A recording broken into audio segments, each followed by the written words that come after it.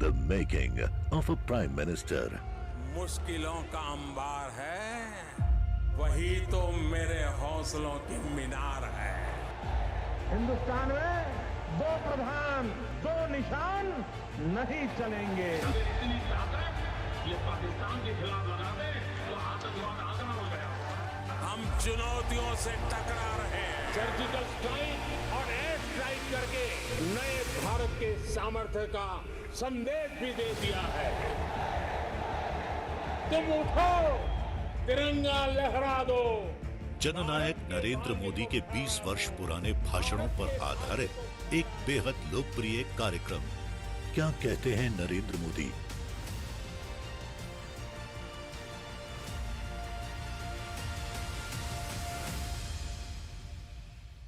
नमस्कार, मैं हूं आपके साथ पूर्णिमा मिश्रा। हमारे खास प्रोग्राम क्या कहते हैं नरेंद्र मोदी में आज आपको सुनवाएंगे प्रधानमंत्री मोदी का वो ऐतिहासिक भाषण जो उन्होंने 13 जून 2016 को प्रयागराज में दिया। अपने भाषण में प्रधानमंत्री ने कहा कि हमें उत्तर प्रदेश में विकास का यज्ञ सफल करना है और ये यज्ञ तब सफल होगा जब जातिवाद, भ्रष्टाचार और गुंडागर्दी की आहुति दी जाएगी। लोगों को कभी कभी लगता है कि मोदी जी अमेरिका गए थे, ऐसा हो गया। मोदी जी अफगानिस्तान गए थे, ऐसा हो गया। मोदी जी स्विट्जरलैंड गए थे, ये हो गया। ये जो कुछ भी हो रहा है ना, वो मोदी जी के कारण नहीं हो रहा है। ये जो कुछ भी दुनिया में भारत भारत भारत भारत हो रहा है, वो आप लोगों के कारण हो रहा है। 125 करोड़ हिंदुस्तानियों के कारण हो रहा है। मेरे भाइयों बहनों,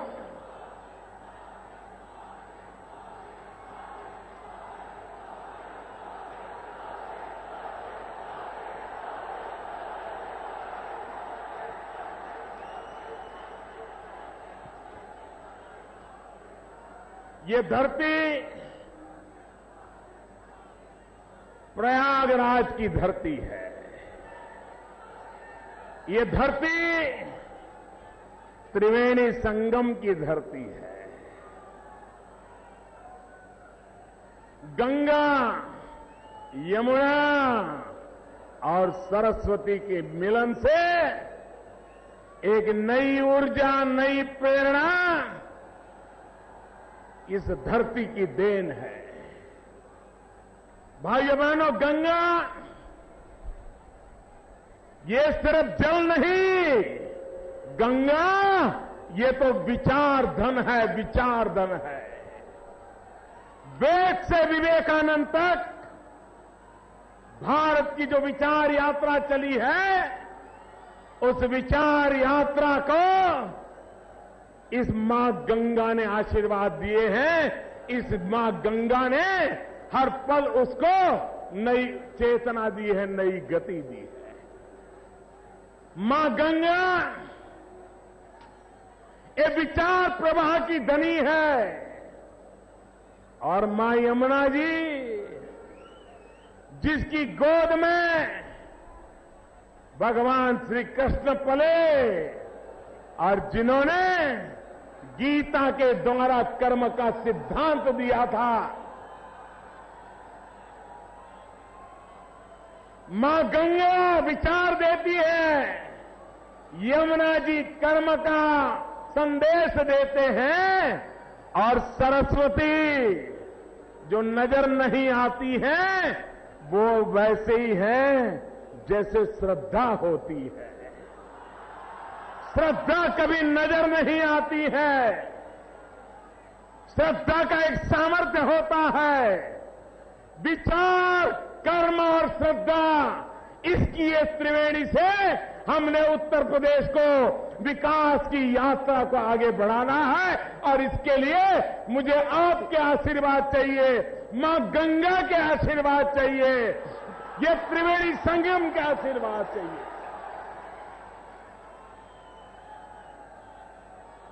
भाइयों बहनों, ये प्रयाग नाम कहते हैं ये प्रयाग का मतलब होता है कि यहां पुराण काल में सबसे बड़ा यज्ञ हुआ था, प्रखर यज्ञ हुआ था, और तब से इसको प्रयाग के रूप में जाना गया। लोक हितार्थ यज्ञ हुआ था। भाइयों बहनों, ये प्रयागराज की धरती पर उत्तर प्रदेश के लिए एक नए यज्ञ की आज शुरुआत हो रही है, और वो नया यज्ञ है विकास का यज्ञ। उत्तर प्रदेश में हमें विकास का यज्ञ, और जब विकास का यज्ञ करना है तो हमें कुछ आहुति भी देनी पड़ती है। अगर विकास का यज्ञ तब सफल होता है जब उसमें अहंकार की आहुति दी जाए। विकास का यज्ञ तब सफल होता है जब भाई भतीजेवाद की आहुति देनी पड़े। विकास यज्ञ तब सफल होता है जब जातिवाद के जहर की आहुति दी जाती है। विकास का यज्ञ तब सफल होता है जब संप्रदाय के जहर की आहुति देनी पड़ती है। विकासवाद तब सफल होता है, विकास यज्ञ तब सफल होता है जब भ्रष्टाचार की आहुति हो जाए, गुंडागर्दी की आहुति हो जाए, अनैतिकता की आहुति हो जाए, बेईमानी की आहुति हो जाए, तब जाकर के विकास का यज्ञ आगे बढ़ता है। आज मेरे सामने इलाहाबाद वो धरती है जहां की शिक्षा दीक्षा ने आधुनिक हिंदुस्तान को महान महान रत्न दिए हैं। एक जमाना था जब हमारे डॉक्टर जोशी जी यहां पढ़ाते थे, पूज्य रज्जू भैया जी यहां पढ़ाते थे, तो कहा जाता था ऑक्सफोर्ड ऑफ ईस्ट, ऐसा कहा जाता था। ये रुतबा था इलाहाबाद यूनिवर्सिटी का। मेरे सामने लाखों नौजवान देख रहा हूं मैं, सारे नौजवानों की ये इतना बड़ा हुजूम देख रहा हूं। मेरे नौजवान भाइयों बहनों, आप मुझे बताइए, आपकी जिंदगी में बदलाव चाहिए कि नहीं चाहिए? अगर बदलाव लाना है तो विकास के रास्ते पर जाना पड़ेगा कि नहीं जाना पड़ेगा? विकास के बिना कोई चारा है क्या? भाइयों बहनों, और इसलिए मैं आपके पास एक मंत्र लेकर के आया हूं। हम नहीं चाहते कि हमारे मां बाप को जिस कठिनाइयों से जिंदगी गुजारनी पड़ी, हमारी युवा पीढ़ी को ऐसी मुसीबतें झेलनी पड़े। हम नहीं चाहते कि हमारे पूर्वजों को जिस कठिनाइयों से जिंदगी गुजारनी पड़ी, हमारी आने वाली पीढ़ियां भी ऐसी मुसीबतों से जिंदगी गुजारने के लिए मजबूर नहीं होनी चाहिए। और इसलिए मेरे भाइयों बहनों, हर समस्या का समाधान, हर मुसीबत का एक ही उपाय है, और वो उपाय है विकास। अगर विकास नहीं होगा तो नौजवान को रोजगार कहां से मिलेगा? भाइयों बहनों, मैं आज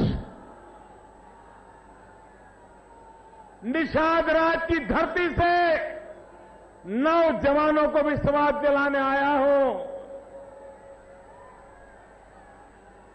अगर आप में योग्यता है तो भ्रष्टाचार और भाई भतीजेवाद के कारण आपके भविष्य को कुचला नहीं जाएगा।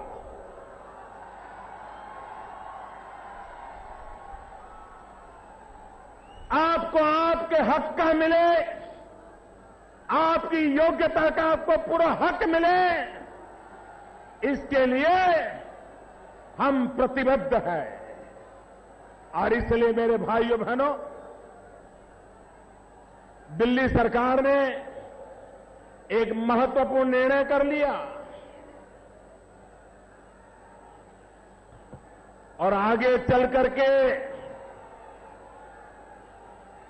आज कुछ लोग हमारी बात मानते नहीं हैं, लेकिन जनता जनार्दन का दबाव ऐसा आने वाला है, नौजवानों का दबाव ऐसा आने वाला है कि जो सरकारें आज हमारी बात नहीं मानती हैं, उनको भी मानने के लिए मजबूर होना पड़ेगा। ऐसा दबाव आने वाला है। वो दबाव किस बात का है? हमने दिल्ली में, भारत सरकार ने एक फैसला किया। मेरे नौजवान मित्रों, ये आपके मतलब की बड़ी महत्वपूर्ण बात मैं बताने जा रहा हूं। हमने एक महत्वपूर्ण निर्णय किया और हमने निर्णय ये किया, वर्ग 3 और 4 में सरकार में अगर भर्ती होगी तो अब इंटरव्यू की प्रथा बंद कर दी जाएगी। क्योंकि पहले क्या होता था, रिटर्न एग्जाम होता था, रिटर्न एग्जाम में वो पास हो जाता था, टॉप मोस्ट मार्क लेके आता था, बाद में वो बेचारा इंतजार करता था कभी इंटरव्यू कॉल आ जाए। अगर इंटरव्यू कॉल आ जाए तो फिर वो खोजने निकलता था कि कोई पहचान वाला मिल जाए, कोई परिचित मिल जाए, कोई दलाल मिल जाए। और फिर बोली जाती थी कि इंटरव्यू में अगर पास होना है इतने रुपये, यहां पर अगर पोस्टिंग चाहिए इतने रुपये। और वो नौजवान, पढ़ा लिखा नौजवान, मां बाप ने मेहनत करके बेटे को पढ़ाया, बेटी को पढ़ाया, उसको भी लगता था कि मैं मेरे मां बाप की सेवा करूं। जब मां को कहता था कि मां इंटरव्यू तो आया है, लेकिन एक बिचौलिया कह रहा है कि इतने लाख रुपया दोगे तो नौकरी मिलेगी, तो मां कहती थी कि बेटा अब हम तो बूढ़े हो गए, हमें अब लंबा कहां जीना है, ये मेरे कुछ गहने हैं, वो गहने बेच दो और कहीं नौकरी मिल जाए तो ले लो।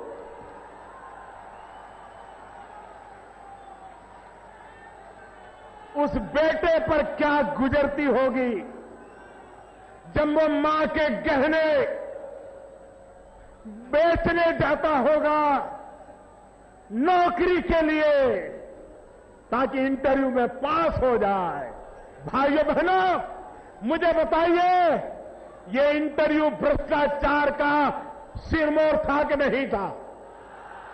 नौजवान लूटा जाता था कि नहीं लूटा जाता था?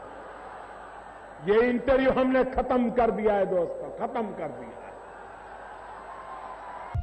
The making of a prime minister.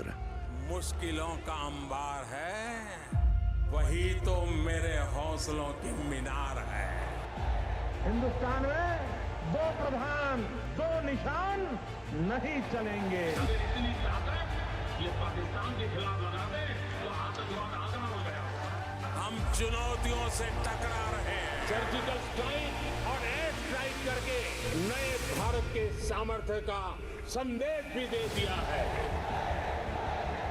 तुम उठो, तिरंगा लहरा दो, जननायक नरेंद्र मोदी के 20 वर्ष पुराने भाषणों पर आधारित एक बेहद लोकप्रिय कार्यक्रम क्या कहते हैं नरेंद्र मोदी।